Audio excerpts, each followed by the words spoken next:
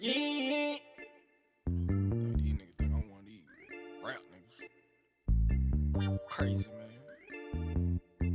Gon' put some pep in your step if you thinkin' you fuckin' with me, but these niggas be funny. They five in the car at a 10 out the vision, go ahead on collision. Tryna crash on a dummy. These niggas worry about a public, can't even go post on they block. Man, plumbing. And niggas gon' play like they killers, these niggas be soft like some pillars. Tell them running. And I got a few hoes that did my demeanor. Couldn't win CC, but I just go white till it clean 'em. We send shit straight to the clean. Tryna fuck a little bougie hoe way out the way in the beamer. Whole lot of ass in these pants, Serena. Make the pussy get wet like Aquafina. Nagging that hoe like I don't need 'em. Tell a hoe keep rolling. Bread, Peter. Double T, yeah, they fuck with the claim. Ain't no switching around, ain't no changing the plan. A lot of these niggas be claiming they people, what P's you push 'em up, be Peter Pan. Shit on for shit, y'all pull up that, but damn. Free tryna fuck, she gon' slide on the man. Might get left on that face, pushing up like a man. Just a school over close, I walk down like a fan. We leave a hole in a nigga like an onion. I'm tryna march, now step to my feet, hurt banging. 4 ways smelling like funyuns. I ain't going back and forth. If the hoe don't listen, she done. She 4-5 glocks, I already put a team on it. No switch, but it come with a beam on it. Got a cannon that I carry, make it sing on it. Married to the game, I'm finna put a ring on it. I give a fuck about a op or an enemy.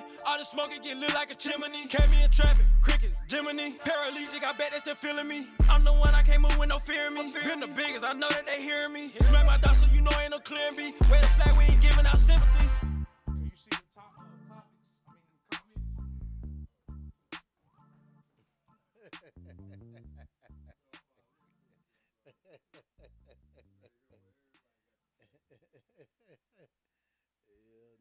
Want to make a hit and don't know where to start? Hit up Volunteer Sounds and work with some of the best engineers in the city. We have multiple industry quality rooms, auto-tune, Pro Tools, and state-of-the-art equipment available non-stop all day, every day. Tired of going to YouTube and sounding like everybody else?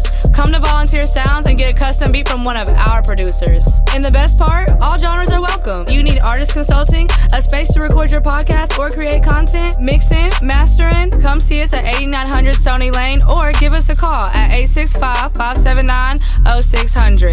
Volunteer Sounds, the sound of the city.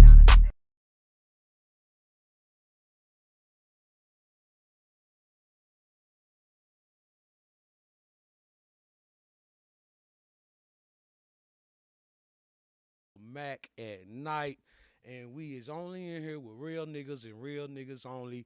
And I got my guy, my homie, Chris Kelso. What's up, Chris? How you doing, Mr. Mack? Man, I'm doing great. What about you? Man, I'm blessed, man. Welcome home.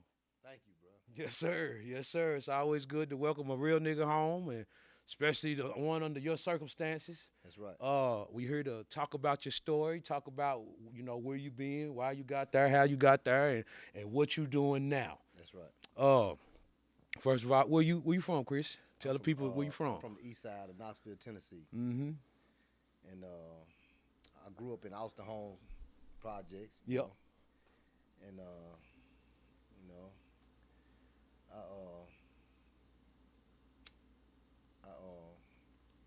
I've been just got out from doing 19 years on a life sentence. Got a blessing, President Biden gave me clemency. I did all the right things, and I didn't never give up. Kept fighting. Yeah. Every day, every second, every minute, every hour. Yeah. Kept fighting, Yeah. Well, let's talk about the life sentence. How did that come about? Well, I got a life sentence. I was caught up in somebody else's conspiracy, but the life sentence came from me not having nothing to tell them, to work with them. Of course. You know what I mean? I wasn't gonna help them take somebody else, child or family, from their lives, or helping them do their job. Mm-hmm. So I'm the only one with the trial out of 12, 13 people. You know what I mean? And I'm the last one that got out after doing 19 years. You know what I mean? Yeah. And this wasn't even my case. You know what I mean? So yeah, I didn't break no state or federal laws that day. You know what I mean? But I just took it as when you go through things, and there's a few things in my life that I done got away with. You know what I mean? When I make my bed, I lay in it. You know what I mean? And God set me down for a reason. You know what I mean? I could have, if I hadn't went through this, I could have been out. I could have got killed. Or I could have been in something else and got some time that I'd have did longer than 19 years. You know what I mean? And, you know, when God punish you, you know, when you make your bed, you got to lay in it. Gotta lay in it. You know what I mean? Because there's some things I done did in my life that I think that I done got away with, and you know what I mean? So whatever direction God had for me, I laid down, and that's what it is. You know what I mean? So you feel like, sound like you feel like you was doing enough to where it might have came anyway, and you took it in the chin how you took it. Yeah, cause you know what I mean. Sometimes, man, I used to get up, go to church with my wife, and would you know I used to go to church, man, high. We all done Going that. to the Lord's temple. Yeah. And that's disrespectful. Yeah. You know what I mean? Yeah. And you get punished for certain things, you just got to own up to it. For sure. You know. Accountability. So that's how I took it. You know. So I ain't blame nobody. I had to take what was given to me, and you know, I accepted my responsibilities. Mm-hmm. Because I shouldn't have been down there no way. Right. You know what I'm saying? And you know, I took it like that. You mind talking about the charges? What would you get charged with? I was in there for conspiracy to possess with intent to distribute 5 kilos or more in money laundering. So they said you was making it and everything. Yeah, so I don't know where the money laundering came from. Right. Right. You know, I ain't laundered no money. Right. Any business or anything? There's for them to even say that. Nothing. Yeah. Nothing. You know what I mean? I was caught up in somebody else's conspiracy where these guys had sealed indictments. Already. You know, if I hadn't been down there, these guys was going anyway. Mm-hmm. You know, I got a life sentence for being somewhere for 30 to 45 minutes. Wrong place, wrong time. Wrong place at wrong time. That's all it is. And, you know, they tend to profile different type of people, especially when you're of the color that we are. Mm-hmm. You know what I mean? So that's what happened. And, you know. Where was you at? I was in Chattanooga, Tennessee. Chat. Yeah, halfway point between Atlanta and Knoxville. Mm-hmm. You know what I mean? Is that Hamilton? Putnam? Almost by like Shallowford Road. Yeah. Before you turn on that little, Yeah. you know what I mean? Yeah. So, like I said, that these guys was already had sealed indictments, and they was going anyway. And we came down there, and what we didn't know is, shit, the Fed was following us anyway. Done followed you down there. From the beginning. Didn't nobody know it. Yeah. But like I said, if I hadn't been down there, these guys was going anyway. So Yeah. they was already on to them. And it was like a 2-year investigation with wiretaps even on that day in question. Mm-hmm. You know what I mean? So that day was the day. That day was the day no matter what. Yeah. If I had been there or not. Yeah. You know what I mean? Yeah. So we go down there. I'm at the Waffle House. And, you know, the man said it was somebody else. I'm not going to say no names. Yeah. But, you know what I mean? Somebody else was down there that knew the guy that I didn't know. Yeah. You know what I mean?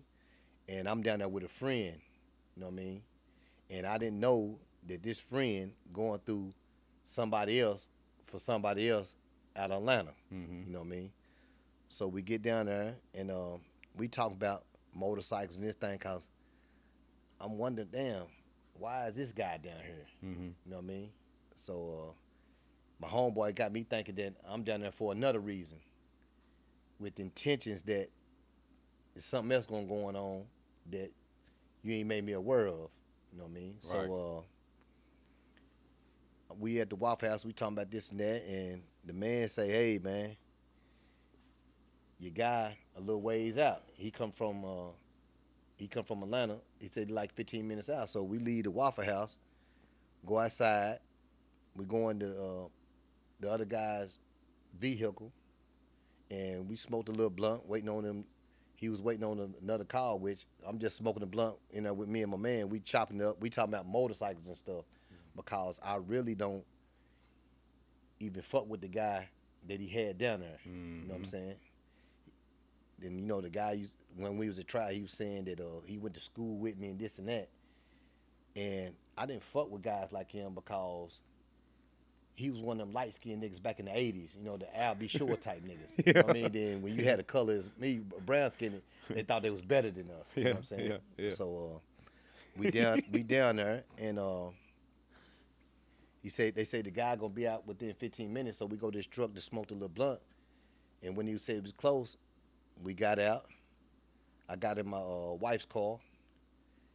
The nigga took off. The nigga that knew the nigga from Atlanta, he took off. So we going down the street, me and my other guy that's in the car with me, and it was like early in the morning, like 9, 10 something in the morning. So we passed a storage place that they was closed, and it was a black Jeep sitting in front of it. Then my homeboy said, man, I ain't wear glasses at that time. So he said, hey, man, you see that motherfucker duck down? I said, nah, what you talking about? So I look in the rearview mirror, and you know, on them old Cherokees, like 90-something model, when you put it in reverse, the white light come on at the bottom of it, the old ones. Yeah. So I said, damn, man, that motherfucker coming this way. So my man that's in the car with me called the other dude that we down there with and said, hey, man, something don't look right, man. We got to shut it down. So I'm still wondering, damn, what this nigga talking about? Right. So during that time, I don't know that this nigga got pulled over, so I turned in some apartments, turned around, going up the street, and I'm telling this nigga, I said, hey, man, if it's something funny like that, I said, man, I ain't getting on the highway if we get pulled over, something like that. I said, man, I'm going back to the Waffle House. Mm-hmm. So when I get back to the Waffle House, when I pull in, I said, damn, man, that Cherokee is right behind us. They got a strobe light in the window. Still following you. Still following us. So when I get out the car, get ready to go back in the Waffle House, they say, get down, get down. He said, what you doing down here? I said, man, I came down there to pick up a motor to look at some motorcycles. All of us was in the bike club. Me, my guy that was in the car with me, and the other guy. You know what I mean? I said, man, I'm coming. He said, nah, you telling the motherfucker lie. What you doing down here? What's your name? I said, my name Chris Kelso. So as they got me on the ground, I'm looking up under the car. They got my homeboy on the ground too. And man, don't you know, I got a life sentence and been locked up ever since. What did I do? Wow. I didn't break no federal or state law. And you thinking you good, you know, ain't no drugs on you, ain't no guns on you. But he did have, it was $100,000 in my car, which I didn't know how much money was in the bag. It was behind my seat, you know what I mean? And still not enough for a life sentence. Exactly. So, but I'm going to skip the story, go ahead a little bit. When I'm at trial, and I'm going to get back to this part, when I'm at trial, I find out that the dude who my homeboy that was in the car with was on federal probation. Already. And I didn't know this. Mm-hmm. Okay, if I didn't know this, I wouldn't been that, well, I wouldn't have been with him anyway. I didn't even know that this nigga was even coming. You know what I mean? So, they get on the stand. I don't know why my lawyer asked this nigga this. He said, did you have some friends that in the past that you would take with you while you was on your drug deals? And the nigga said, yeah. He said, did these people ever get in trouble? He said, nah. He said, did you tell them that you had drugs with them when you was down there? He said, nah, I wouldn't tell them if I didn't have to. Mm-hmm. Like you saying that you getting people to traffic your drugs and you wouldn't tell them that they trafficking drugs? Right. Why wouldn't you do that? Think if they start speeding or something like that. Mm-hmm. That's dumb as hell. Why wouldn't you do that? So I look at it as, when I caught this charge, oh, so that's what y'all was trying to do to me. See, you didn't give me a reason why I was down there. You got me thinking that we come there to get motors and motorcycles. Oh, so what, y'all was gonna put some drugs in my car and I didn't know it? You know what I'm saying? Right. So to get back to the initial case, they charged me with conspiracy that same day. Like I said, it was a 2-year investigation with wiretaps even on that day in question. Okay, they charged me with conspiracy. And, you know, I don't know if too many people know about the conspiracy laws, but conspiracy got 3 elements to it. It's agreement of 2 or more persons, knowledge and intent, and participation. When you go to trial or something like that, they got to solve all three of those elements beyond a reasonable doubt. Right. Okay. Now, the lawyer I paid one lawyer, he was a black dude. Okay, I'm thinking, I said, oh yeah, he cool. Then I had a black prosecutor. But all along, he thinking I was gonna be that type of guy that's gonna be a rat. Nah, my man, I'm not him. Yeah. You know what I mean? He made a conflict of interest and got off my case. I went through some people called NLPA, National Legal Professional Association out of Cincinnati, Ohio. I had to pay them $5,000 to find me another lawyer, okay? And they work with the lawyers when they find them. So they gave me a list of lawyers. Now, I done been to the state before. I don't know nothing about the Fed. You know, I don't know about the lawyers. And this lawyer that I got the life sentence from, if I'd have knew about the lawyers, shit, I would have took a federal public defender. If I'm gonna get a life sentence. Anyway. You know what I mean? Yeah. And everything he was saying, it would sound good because I didn't know nothing. You know, I didn't know the law or, you know, all this sound good. But You thinking he's supposed to do his job. Exactly. You done gave him his money for. Now, as far as conspiracy now, they charge me with conspiracy now. You can't say that I agree with two or more persons because they didn't even know why I was down there. I'm down there for 30 to 45 minutes. When they locked me up, I got locked up on probable cause. Like I said, everybody else had sealed indictments. They was going anyway. 2-year investigation with wiretaps that day. Yeah. So what was the probable cause? the probable cause is because I'm down there and they profiling like all birds of a feather flock together. And they know, I was on parole at that time. But what they didn't care about is I was on parole for 7 years with no violations. You know what I'm saying? And my wife. That's why they thought you was going to be the one to tell. Exactly. Yeah. My wife, she works at the nuclear plant. And she get investigated once every 5 years or whatever.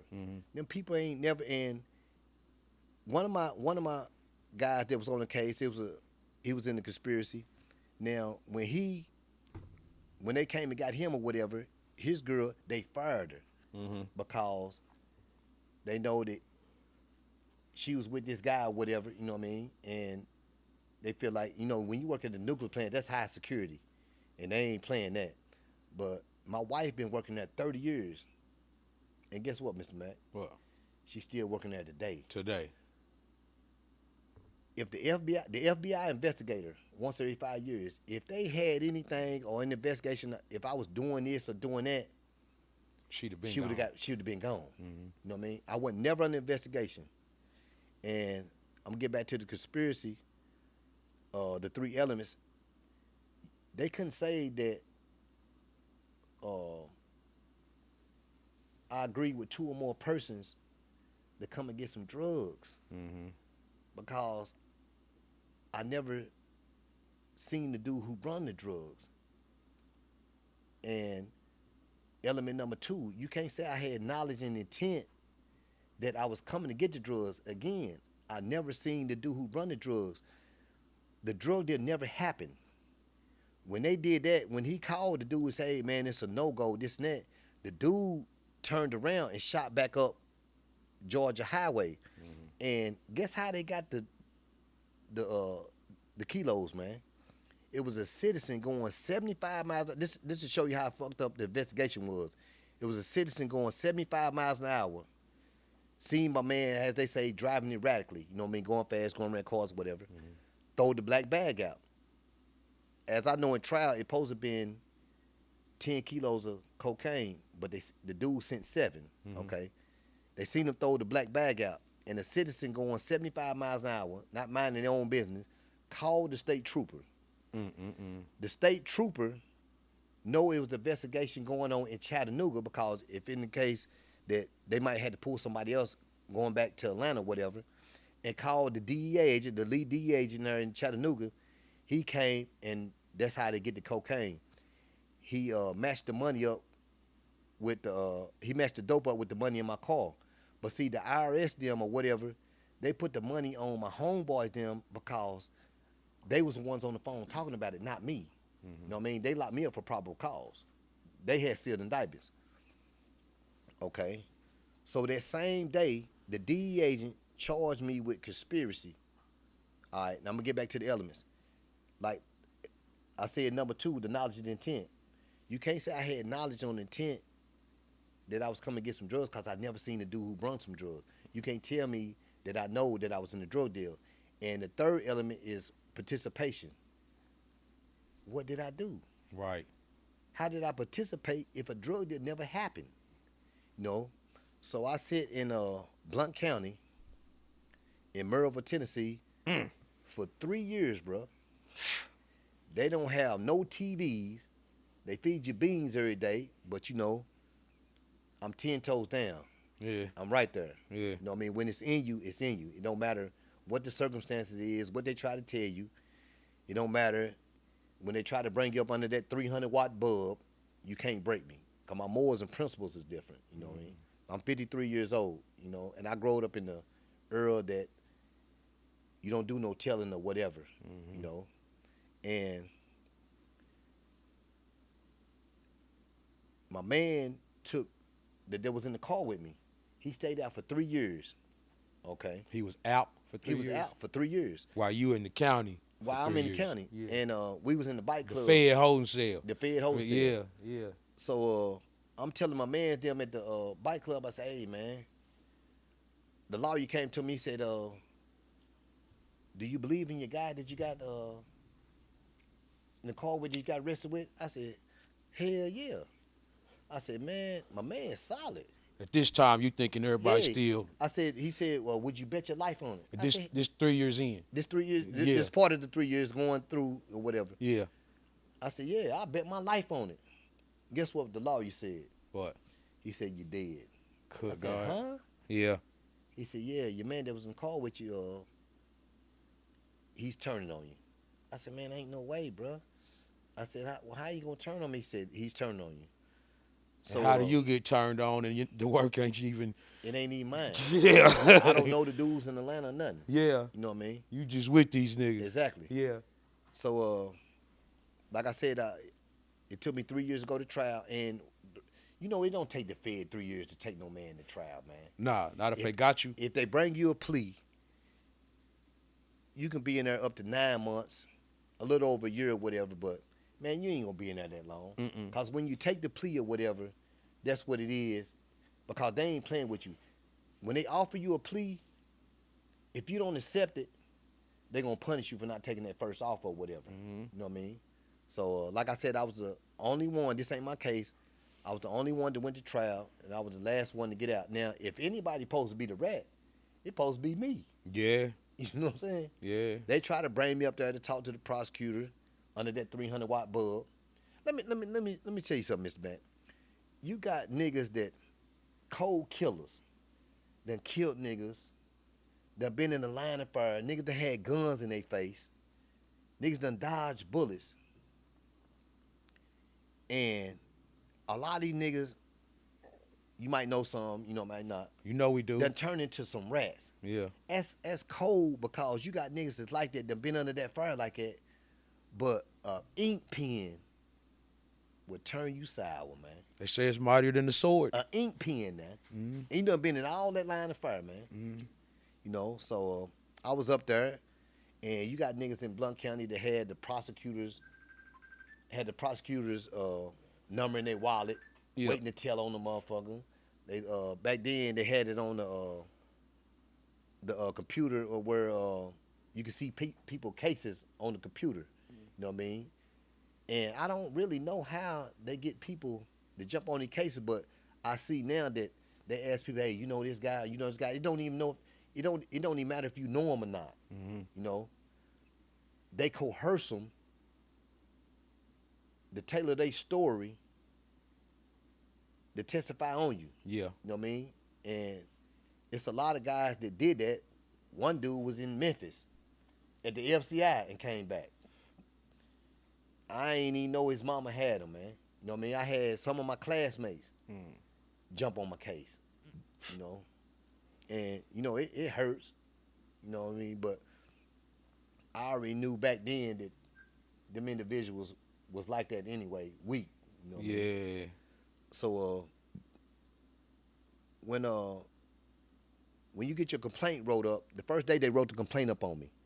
Okay, you know you got to do an affidavit, a sworn affidavit. So I read that motherfucker. And when you facing time like that, a life sentence, you gonna look at that paperwork and read that paperwork if you trying to get out and you that type of guy. You know what I mean?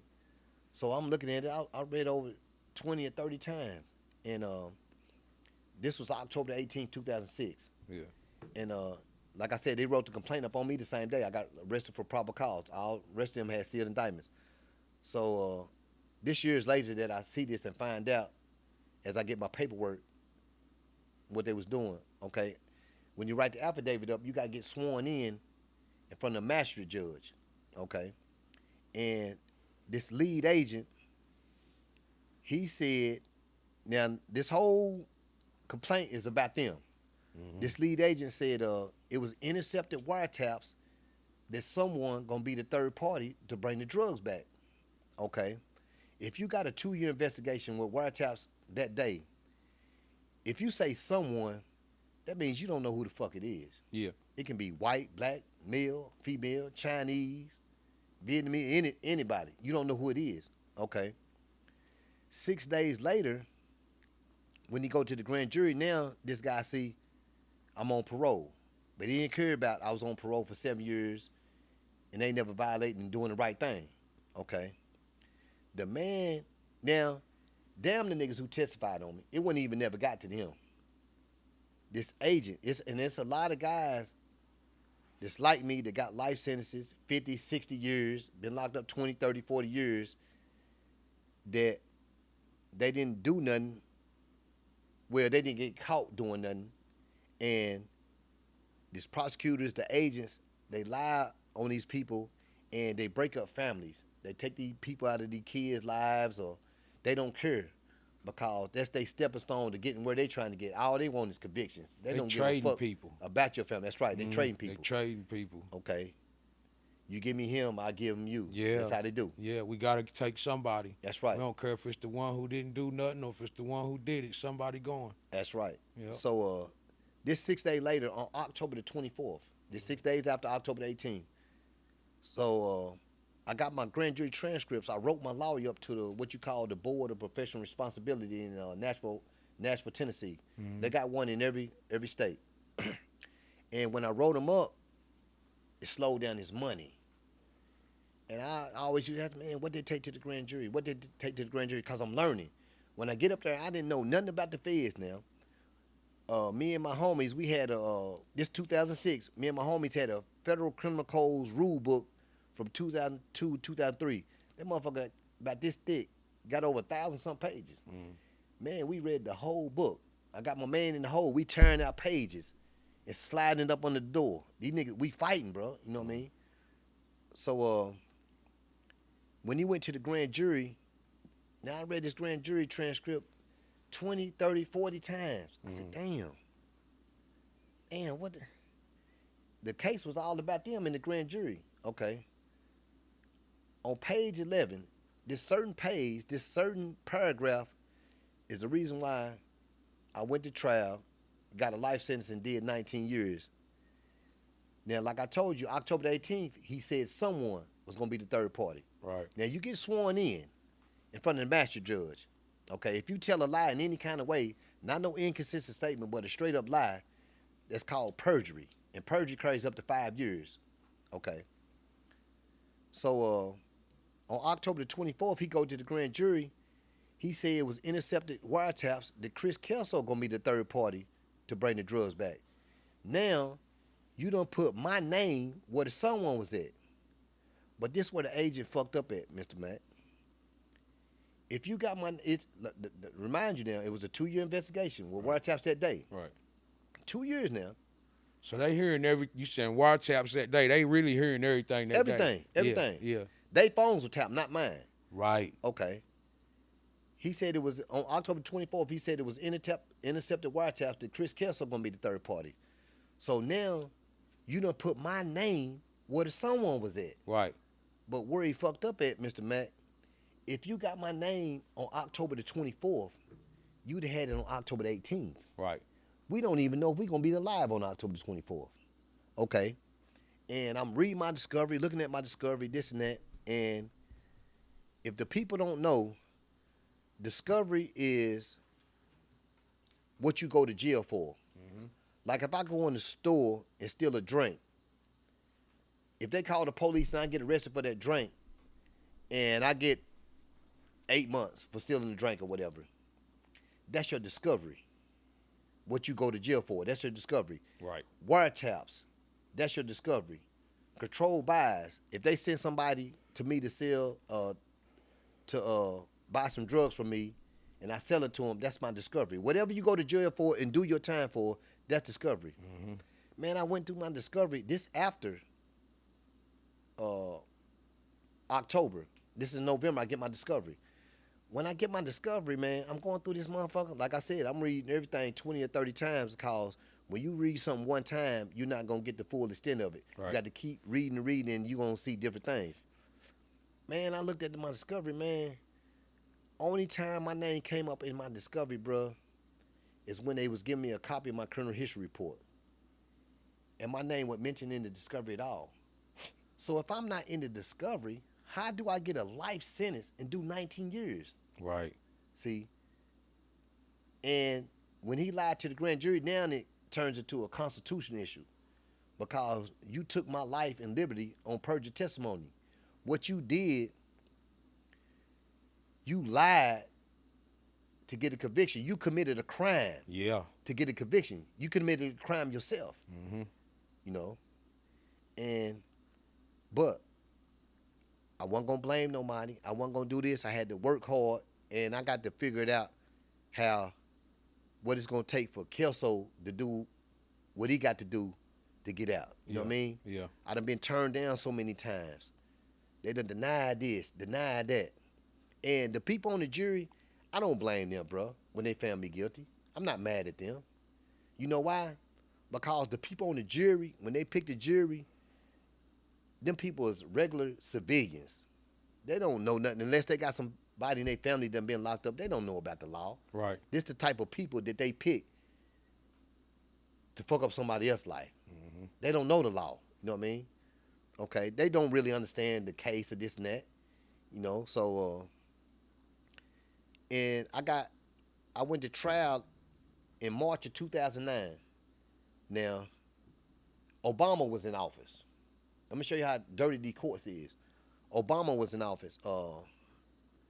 And at that time, before Biden came through, they said that he had the most black votes in history. Okay. And when you got it like that, when you go into trial and they pick your jury or the people who be in the pool of jury for what you picked your 12 people from, it's called fair cross-section of community. Like, if you got a job, you've been in the community a long time, they pick your name from here and there. Man, now, you know that when you go to trial, it's supposed to be a jury of your peers. Okay? So there's somebody like me, my lifestyle or whatever, and been raised up or whatever, like I've been raised up, you know what I mean? Poor or whatever, you know what I mean? I understand they can't pick everybody like that. Okay? So out of 70 jurors in the pool of where they pick your 12 from with the 2 alternates. Now, like I said, Obama came in office in 2009. That's when he was elected president. The most blacks who voted in history. Man, don't you know out of 70 people in the pool, bruh, I looked at my lawyer, I looked back, I said, hey, man, where the black people at? Right. He looked back, he couldn't believe it himself. Out of 70 people, bruh, I did not have not one black juror. Oh, man. Not a one. Not one. Not a one black juror. And these people that was on jury, that's where my fate lay, in their hands. That's living in Loudoun County and all the other counties I ain't even know about. I've been living in Tennessee all my life. All these other counties I ain't know about where some of them don't have no black people and some of them might have 2 or 3. Yeah. You know what I mean? Yeah. But these the people who found me guilty. Your life is in their hands, That's basically. right. These the people who found me guilty. Yeah. So I went through that, got sentenced and whatever. He gave me the life sentence, and when he was reading the verdict out, no, I had the courtroom packed. I had plenty of support.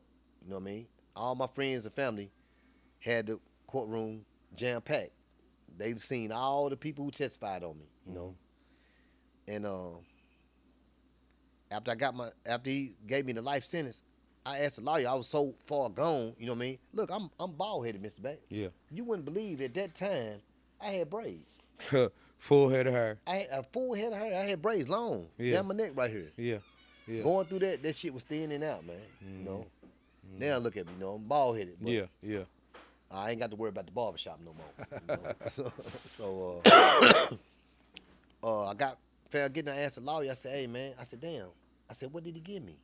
He said, "Man, he gave you life." I said, "Life?" I felt like, have you seen the movie Life? You know I have. When you had Martin Lawrence and Eddie Murphy on there? Yeah. And when the judge said life, the man said, "Life? Shit, I got to be at work Monday morning." Yeah. You know what I'm yeah. saying? So, yeah. I couldn't believe it, but I turned to my family. It's one thing, Mr. Mack. When he gave it to me, when I'm going through all I went through, county jail or whatever, I never let my chin touch my chest. Yeah. You know what I mean? Yeah. It's time to fight. Right. You know what I mean? I looked at my family, and I said, "I love you," and they took me back. Saying like, you know what I'm saying? What did you think? What really when that happened? What was going through your mind? Shit, what was going if through you can remember? What was going through my mind at that time is like, damn, how in the hell I get a life sentence and I didn't break the law? Yeah. No matter what you thought I was gonna do, I didn't break the law. It ain't supposed to be like that, man. Cops and robbers, you know. And until you catch me doing something, man, for real, they supposed to let me go. And at this point, you ain't in court with nobody else. Nah, I ain't in court with nobody else at this time. It's just me. Mm-hmm. All them other dudes, I guess they, you know what I mean, some of them was pre-rats. You know what I'm saying? Some of them already been on papers, this and that. I don't know, but if you did it then, I can just imagine you was already a rat. Yeah. You know what I'm saying? Yeah.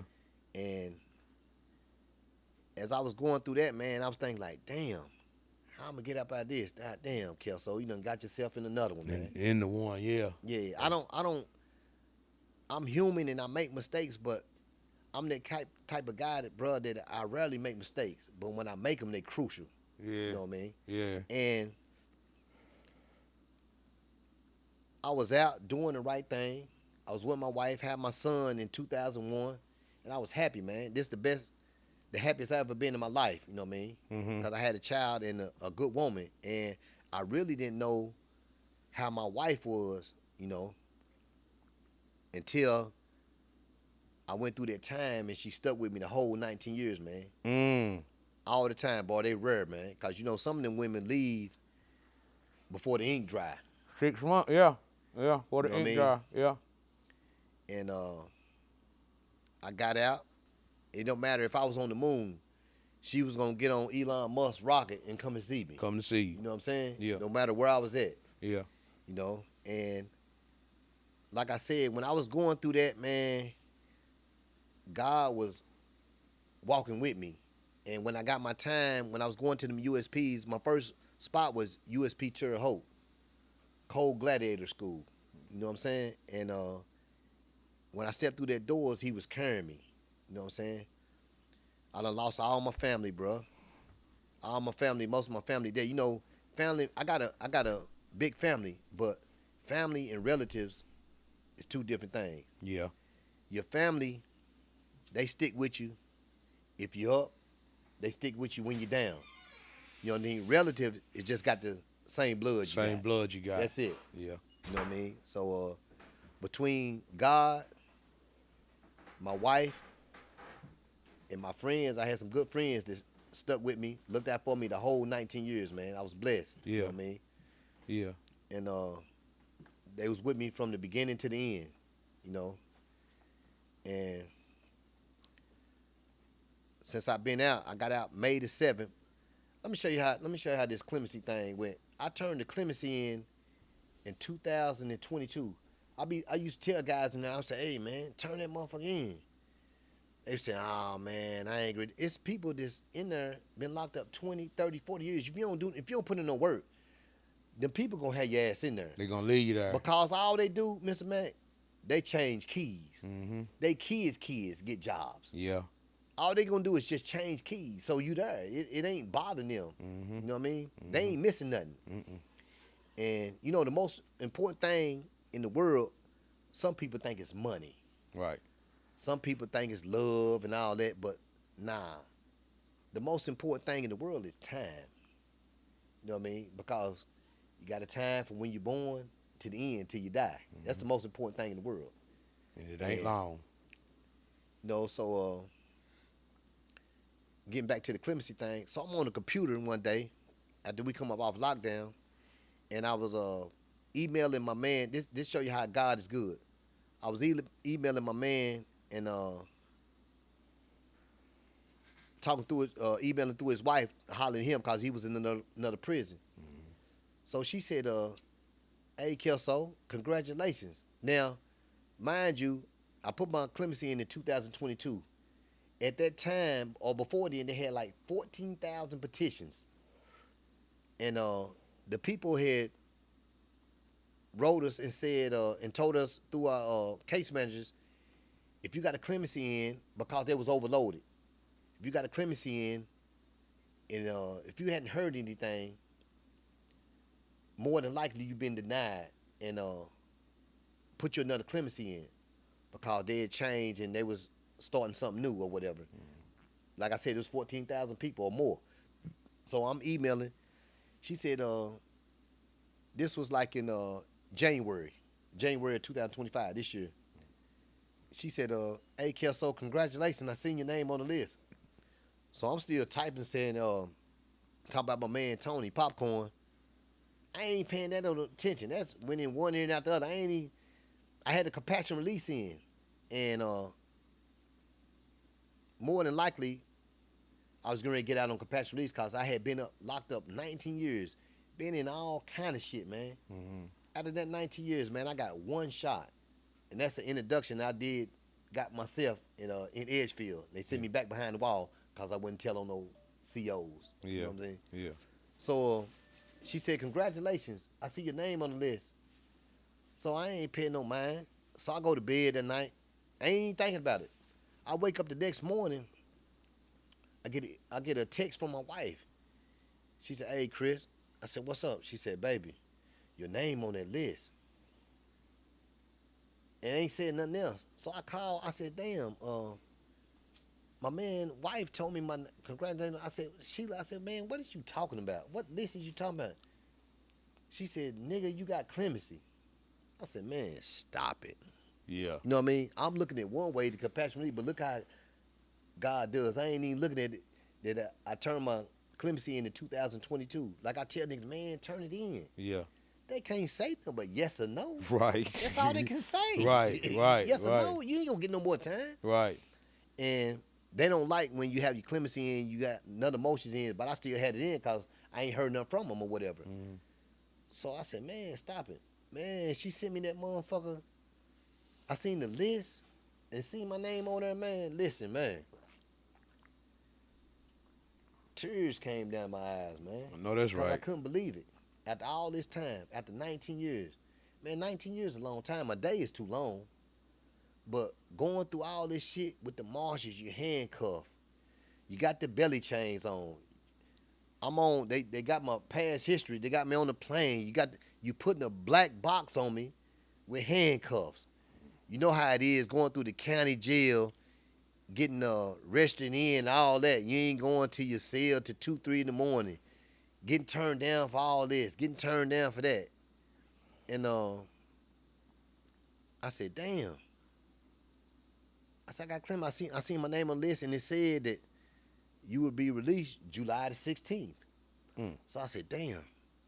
If it got July the 16th, I'm gonna ask my case manager. I'm just gonna see what he say. I went and hollered at my case manager, and he said, I said, man, what's up with halfway house? He said, I can put you in. I said, you for real? He said, yeah, I'm going to put you in. Now, mind you, my date, July the 16th. He put me in like in, but check this out. I'm going to back up a little bit. Man, I've been fighting. I was on parole, and I had detainers on me. They give you 7 points in the Fed. If you got detained, that's the most you can get for detainers. And on your points, you got to have 24 or lower to go to the FCI. I had low points, but when I got that shot for the introduction, they sent me back behind the wall. And I had like 26, 27 points or whatever. And I've been trying to get these motherfucking detainers off since 2006, man. And just so happened, right before I got this parole, man, God is good. The people let me go on from the state of Alabama, man. I caught my charges in Alabama. They let me go. Yeah. I done did so much and couldn't get off of it, but I had a 30-year sentence in Alabama for some charges. And I was locked up like 7 or 8 years. I got out in 99. Went from 99, I didn't catch this case, got in trouble in 2006. And my parole supposed to been up July of 2016 or something like that, 2016, but they never, you know what they say, it's easy to get in trouble, but it's hard to get out of. Now, y'all done had me on this parole. My time supposed to been up. Why y'all ain't doing the right thing and taking me off this shit? They send you through so many hurdles. I done had some lawyers I done paid and didn't get it off. So how God worked this, right after Biden gave me this clemency, I had filed something and wrote the lady. I done wrote them 100 times. Man, they canceled my parole. If they hadn't did that, I couldn't have went to the halfway house. Yeah. So about a month or so before that, they canceled my parole. He put me in, and I made it to the halfway house May the 7th. Man, listen, I was so far behind. When I'm coming out the door, they said that they was gonna release me at 8 o'clock. I was in Victorville, California, USP, deadly zone, you know. When I came out of there, they sent us to some airport, but we had to change to get on the airport in Dallas. And the man was late. They was late letting me out. Why would you let me out at 8, saying I'm getting out at 8, but you had somebody else that y'all letting out at 9? I had to wait till y'all let him go. So when we got there, the transit man said, man, I've been waiting on you. I said, man, they just let me out. So when we get to the airport, I missed my flight. So I missed my flight when make a long story short, I get to Dallas. Let me show you how far behind I was. Because back when I got locked up, I had 4 phones. I had a Nextel, 2 singular wireless, and a prepaid. So you know that was a long time ago. So when I get to the airport, I said, I'm carrying my bag with all my legal mail, little whatever. The people looking at me like I'm crazy, like I ain't got no tote bag, this and that.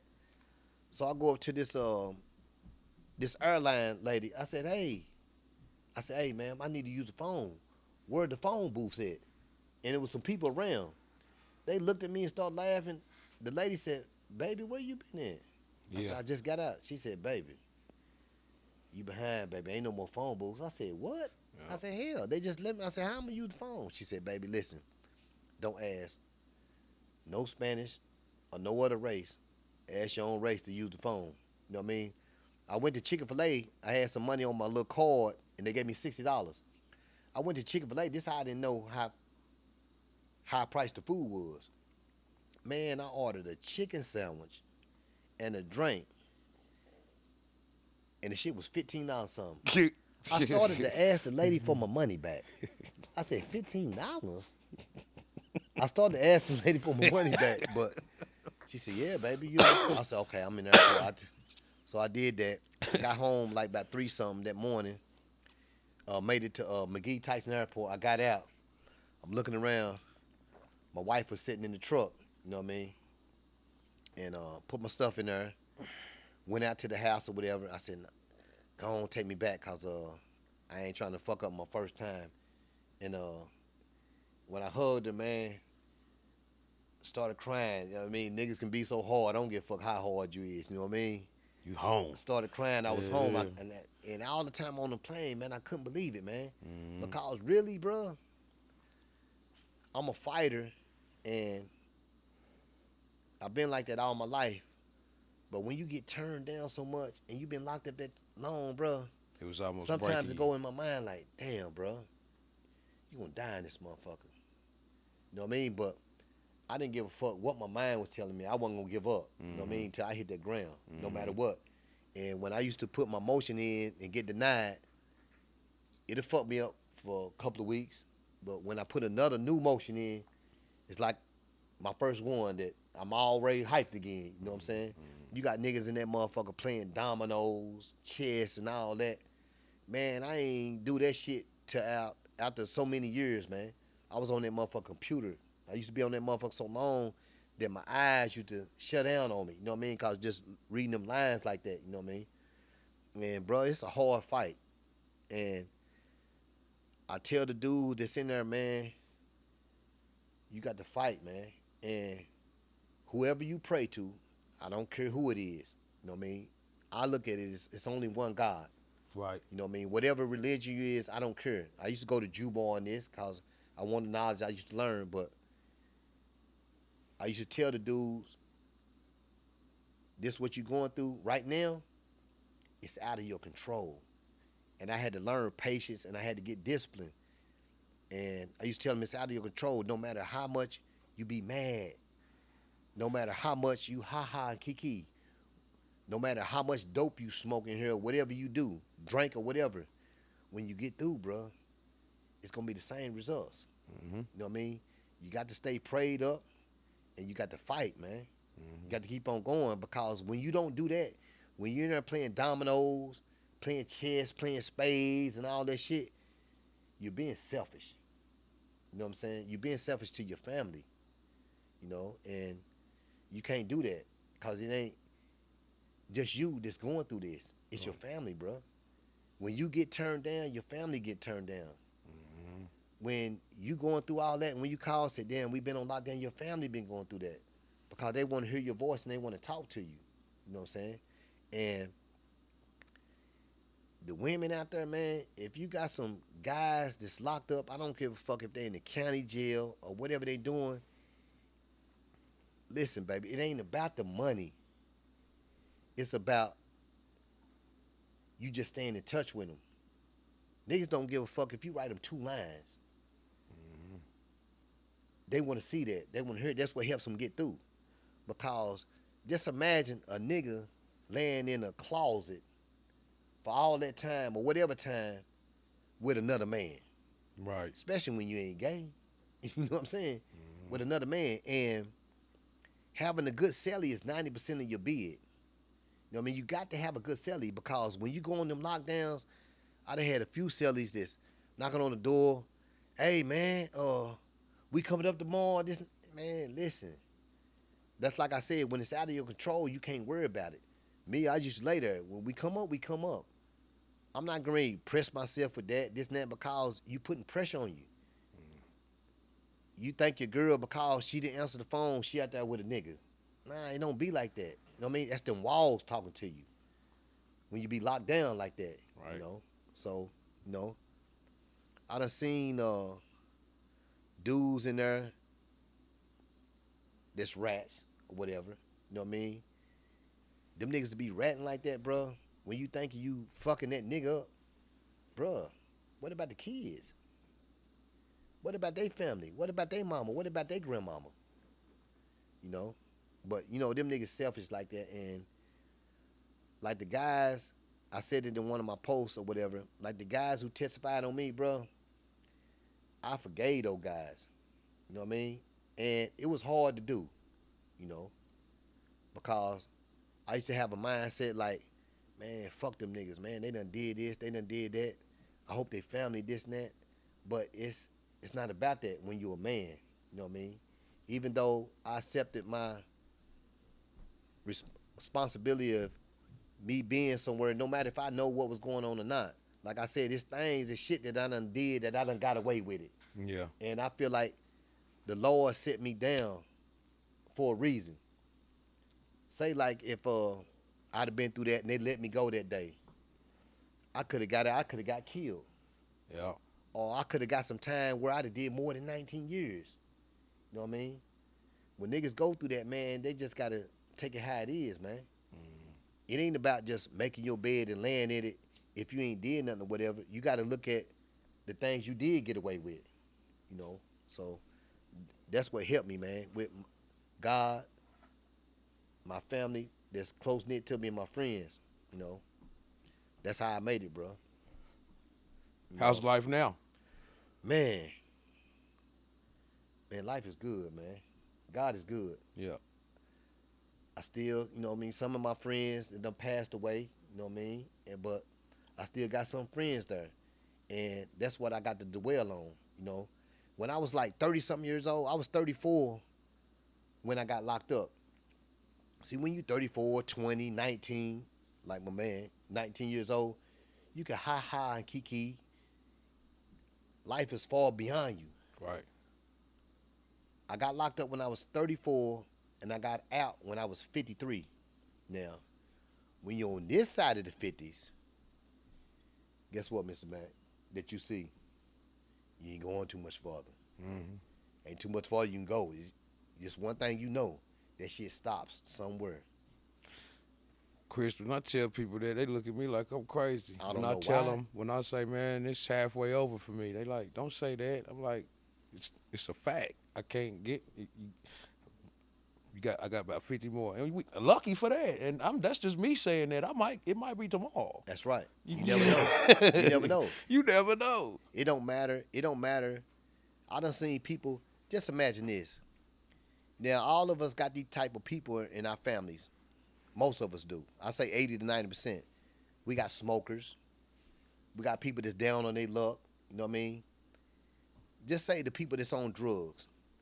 You see people that's on drugs living all this time, knowing the inside of their body fucked up.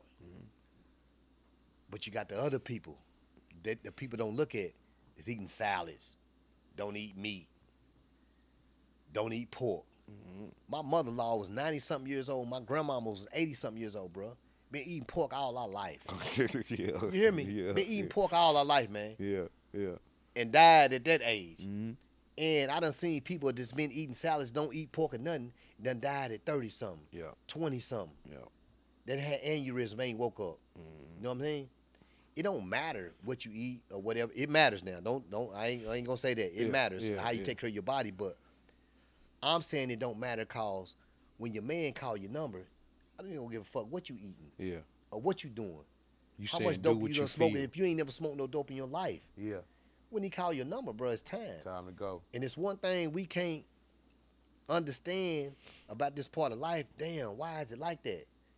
It's not meant for us to understand. It's life. Because God is the ruler. It's Yeah, life. It's life. We don't understand life. You'll never be able to understand it because you can't outlive life.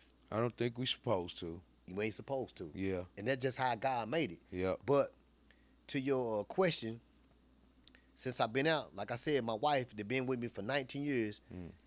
I done ran out and heard these dudes, done been out for the 19 years that I done been out. That had good jobs, working for this kind of company and that kind of company. And they said, oh man, my credit score fucked up, man, it's messed up. My wife, cold business minded, man. You ain't gonna believe it, Mr. Mack. I've been gone 19 years, and my wife been looking at me, put my name in this on credit cards. When she get the houses, put my name second, cause she gonna pay her bills. She don't even see the bills.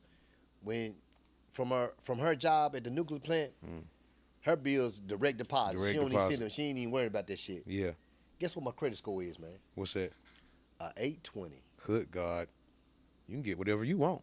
I can get whatever I want. Yeah. I got a homeboy that blessed me. He gave me a box truck, a freight line, the top of the line. You know, I got to find somebody I'm going online to find somebody that got CDLs to drive that for me. Yeah. And I'm going to get the Sprinter van. You know what I mean? Because I see everything in this world right now, man, people ain't going to stores no more. Shit is getting delivered, man. Yeah. No matter if it's a company, house, or whatever, shit getting delivered. You know what I mean? It's done became a lazy world. You know what I mean? And before long, shit, it's gonna be robots in the store. They already here. Yeah, they already here. Yeah. You go to certain places in certain areas, certain cities, states, and countries, they already here. That's right. But I've been blessed, man. I done came home. I said like to my friends. I still have my friends. Uh, my wife. I done came home to a nice house. She done blessed me. She had a truck for me. You know what I mean? F-150. She gave me. Looked out for me. She done got me right, man. Got all the clothes. I got drawers in there with one drawer, a sock drawer that she been buying over the years. One drawer just for underwear, boxers. Yeah. Got my closet. I got my own closet full of clothes. Yeah. You know what I mean? All the shoes. And everybody can't be like that when they get out. You know what I mean? But I'm blessed. You know what I mean? But to the ones who don't be like that when you get out, you got to work. You got to work. Yeah. And the small things is when you locked up that matters, like the birds in the trees. Like I said on my post one time, when you getting up and you cut your grass, just like a haircut. Mm-hmm. Your haircut, oh yeah, you look in the mirror and say, oh yeah, man, this shit look good. But it don't look fresh until the next morning. Yeah. You know what I'm saying? You know what I mean? Yeah. Your fresh cut grass, when you cut it, don't look fresh till the next morning. Yeah. You know what I mean? The fresh air, because the air that you breathing, like here, and you in the prison with that recycled air, oh man. You in that motherfucker, the food, you in that motherfucker in the prisons, no matter if you're in the USP, the FCI, whatever. I was working in the kitchen one time, man. They was feeding us food that got on the boxes that said not fit for human consumption. But motherfuckers wonder, damn, how niggas get out and look good, they skin clear. Can't be nothing but God, man. Yeah. You know what I mean? Yeah. And you got to take care of yourself. You got to put in work down. You got to take care of yourself or whatever. You know, and God didn't make everybody the same. Mm-mm. Everybody ain't gonna look good. I don't give a fuck how many burpees you do or how many push-ups you do. You know what I'm saying? Everybody ain't gonna look good, you know. Right. And that's just how it is, you know. But other than that, man, I'm blessed. And I like to thank you for even giving me this opportunity to express my story and what I've been through, you know. And I'm blessed and I appreciate it, bro. Yeah, man. Shit. You know some real niggas and some real niggas. That's right. And I'm a real nigga. That's right. And when they called me and they told me about the story, and I think somebody else had already called me, and the name came across, it was a no-brainer. You know what I'm saying? I've been a stand-up guy all my life, man. I ain't never hated on the motherfucker. I just ain't never been like that. Yeah. I ain't never. When I seen somebody, this was when I was in the streets or whatever. When I seen somebody with something, this and that, I was saying, shit, I gotta get this. If a motherfucker was a millionaire and I might have had $100,000, shit, my $100,000 just the same as your million. Yep. I'm gonna stay in my lane. Yep. You know what I'm saying? Yep. I'm gonna live like that. You know what I mean? And I've never fucked over nobody that didn't deserve it. You know what I mean? I ain't God, and you know what I mean? There's other things I might be punished for. But my homeboys, motherfuckers I'm cool with or whatever, I've never been that type of dude. And I'm a leader now. You know, I'm grown, I'm a leader now, but I ain't never been a leader my whole life. You know what I'm saying? Right. And when I was a follower, the guys that I was following, they really helped me out and made me who I am today, because what they was doing that I didn't like, that's what made me be who I am, because I didn't like what y'all was doing. You know what I'm saying? Yeah. And I'm thankful for that. I'm thankful for them. I'm blessed, because if it wasn't like that, I might have been an old fucked up type nigga, a hating type nigga, or whatever. You know what I mean? But I thank them guys, because I didn't want to be how they was. You know, and that's what led me to right here, right now. Hell yeah. Well, Kelso, we wish you nothing but the best. I hope to see you doing big things, and shit, we're gonna have a follow-up though. We're gonna have you back. I appreciate it. You know what I mean? It's the second edition of Mack at Night. The first one was Peasy Boy. Oh yeah, my Hell man. yeah. P. Hell yeah. 1P. 1P, hell yeah. Free the real. Free the real. Free the real. And on 1P, I done heard stories about, hey man, this nigga ain't right, this nigga ain't this and that, this and that. But when you in there, some people get by and some people don't. And paperwork is a real thing. What I seen him, it don't matter what somebody seen unless you see it on paper. Some people, everybody can't read paperwork. And some people read paperwork. I say, oh man, this hot. I done seen a lot of niggas get stabbed, get killed, get beat over the head with locks because a nigga read the paperwork wrong. That's why when you come in, they designate certain peoples to read the paperwork. This got a certain type of intellect. You know what I mean? They can read through what the people saying. Right. All right. And they was telling me about, oh, my man P this or did P that. Man, listen, man. P on the motherfucking, on the web, on Facebook or whatever, with the other stand-up guys, guess what they had in their hand? That motherfucking paperwork. Niggas ain't doing that if you fucked up, bro. Right. Niggas ain't doing that. Right. You know? So, the people that hear things and say this nigga hot, that nigga hot, you can't believe what a motherfucker say, because a nigga say you hot because a nigga was fucking the girl that you wanted to fuck. You know what I mean? Or a nigga fucked the girl that you was fucking.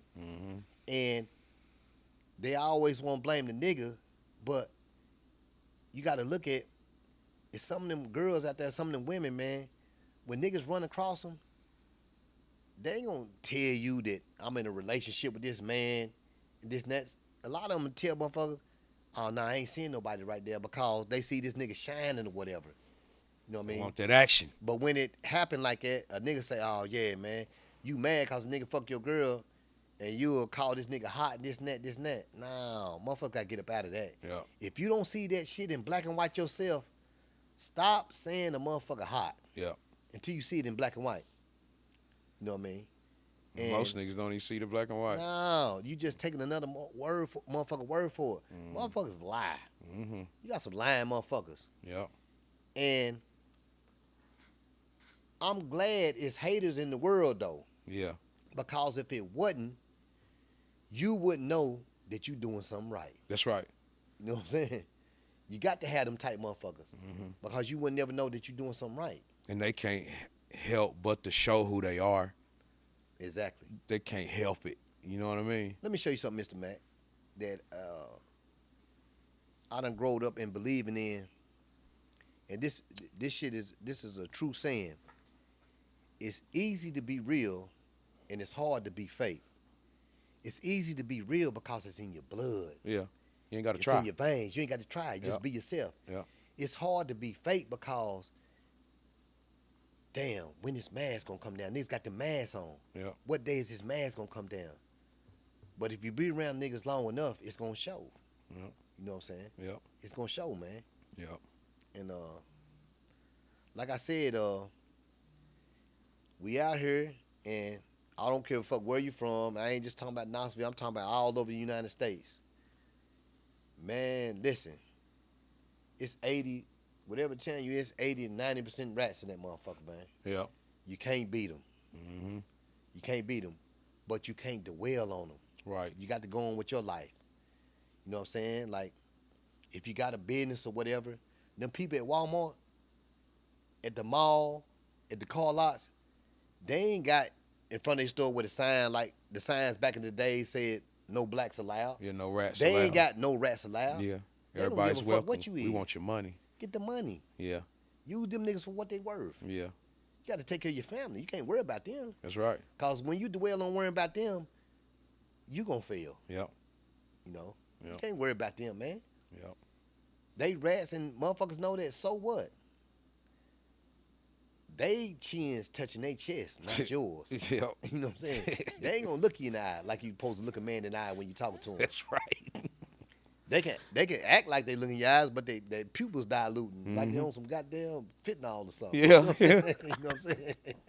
You know what I'm saying? Yeah. And if you listen to them long enough, They expose themselves. Exactly. Yeah, expose themselves. Because you've been living, you know what's right and you know what's wrong. You know what I mean? And what a motherfucker say, it ain't gonna sound right. You know what I'm saying? Everybody right now, they want to tell you. So people Yeah. can't wait to tell you what shit that's going on right now. That's right. So it don't even take them long. All you got to do is listen long enough. Yeah. And they'll show you who they are. And then here in 2025, the people that you did know, the masks is coming off. That's They're being right. exposed. Everybody being exposed for who they really are. But look at this though, Mr. Mack. It ain't even the mask coming on. These niggas ain't even put the mask on. They don't give a fuck no more. Yeah. Because ain't nothing get done to them or Or whatever. You know a what lot I'm of us just woke up finally. That's right. Exactly. Well, you Exactly. know what I'm saying? Exactly. Yeah, a lot of us Yeah. maybe just woke up. Hell yeah. Well, man, I appreciate you coming down. I want you to do big, bro. Shit, and we definitely gonna bring you back on. Okay. We definitely gonna bring you back on, cause shit, not even just to tell the story again. Shit, it seemed like What's you going on know some with shit. my Yeah. We want property. to follow back up. Let me tell you, I went after I got out the halfway house 2 days ago. I got the ankle monitor off. Man, I went and seen my probation officer, and the little job that I had. She said, "What you gonna be doing?" I said, "Shit, next week." I said, I'm gonna get my own business," and I don't blame her for playing devil's advocate or whatever, cause you got niggas to get out saying they gonna get their own business and this and that and don't do nothing. You know what I mean? They always fuck it up for the next man. So she's saying, what if your business don't succeed? What if it fail? I told my probation officer, I said, I'm gonna look you in your eye and I'm gonna tell you this. The people businesses that don't succeed and that fail, they're failures. I said, I'm not him. I said, I'm gonna make it succeed. Yeah. If you want it to succeed, it's gonna succeed. Yeah. And I tell people this, what people don't understand, because you start your own business or you do this, I don't give a damn if you selling dope or whatever. It's not gonna be peaches and cream when you first start off. It's always gonna be struggle before success. And when you go through that, that's when you respect your money more. Right. When you respect what you're doing, you know what I mean? But other than that, man, life is good. I'm blessed, and like I said in my post one time, man, when it's raining, the sun out. You know what I'm saying? So I'm grateful, man, and I thank God for giving me another chance, and I thank God for letting me run into guys like you and the guys that especially the guys that I done made in prison. I done told these guys this, that's in prison. Yeah. I said, listen, motherfuckers like me, when you know I'm the type of motherfucker that's gonna go to the grave like this, Yeah. I said, when you get them, you better hold on to them. Stay close to them. Because I don't give a fuck if it's your mama, your daddy, your brother, your sister, your uncle, your favorite niece. You ain't gonna know what type of person they is till they get on that 300-watt bulb. And that 300-watt bulb, I'm talking about the prosecutor office. Like I told you earlier about, you got all the killers and dodging bullets, this and that. But a pen have them telling. Yeah. You ain't gonna know who your people is until they get under that 300-watt bulb. But if you don't put them in that predicament and you don't see, You never know. that's good. Yeah. And your family or your friends that you know, don't force them to be in the streets or to be like this when you know they ain't like that, because when they tell on you and this and that, it's not their fault. It's your fault because you know they wasn't like that. You know what I'm saying? Let them stay on the porch. You know what I mean? But other than that, man, I'm good, man. I'm thankful. They said, what kind of blessed. glasses you got on?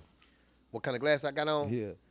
Well, man, you know, I just got out and these some cheap ass glasses. They ain't expensive or no Cartier or whatever, cause I ain't gonna spend no money on nothing like that. You know what I mean? Cause I just did 19. I ain't got nothing. I'm fucked up right now. So you don't want nothing like that. Yeah, I don't want nothing like that. Yeah. But you know what I mean? It's just something to put on my face. You know what I mean? Yeah. You know what I mean? Well, hell yeah, man. I need you to have an awesome day, man. I'm glad you came out to the Mack at night. We definitely gonna do it again. We might do it again on the morning show next time. I'm looking forward to it, You know what I'm bro. saying? Hell I need everybody out there to have an awesome night. Stay safe if you go out tonight, man. Shout out to everybody who tuned in to the show tonight. Y'all know Mack in the Morning is every Monday, Wednesday, and Friday. Tonight was the second edition of Mack at Night. We've been putting it together. We will start hopefully doing it once a month and getting it going, and maybe once a week after that. But y'all stay tuned. Y'all have an awesome day. And as the saying goes, if a hater get in your way, push him down all the way to the ground. It don't count unless his knees bleed. He got to feel it. You know what I'm saying? Chris Kelso, I need you to have an awesome day, bro. Much love. Flowers to you if niggas ain't gave them to you yet for doing what you done did, held it down, and been quiet, because most people don't know how to do that. Yeah. You know what I mean? It's always somebody else's fault when you at fault. You know what I mean? But real niggas understand that shit, you got to do what you got to do. Accountability is the first thing. Appreciate Caden on the board. I got some real good guys up in here. My man Mack, man. D Appreciate Porter, you, K. Real guys. Keep doing what you're doing, man. Y'all have an awesome night. We'll see y'all Monday morning. Want to make a hit and don't know where to start? Hit up Volunteer Sounds and work with some of the best engineers in the city. We have multiple industry quality rooms, auto-tune, Pro Tools, and state-of-the-art equipment available non-stop all day, every day. Tired of going to YouTube and sounding like everybody else? Come to Volunteer Sounds and get a custom beat from one of our producers. And the best part, all genres are welcome. You need artist consulting, a space to record your podcast or create content, mixing, mastering? Come see us at 8900 Stony Lane or give us a call at 865-579-0600. Volunteer Sounds, the sound of the city.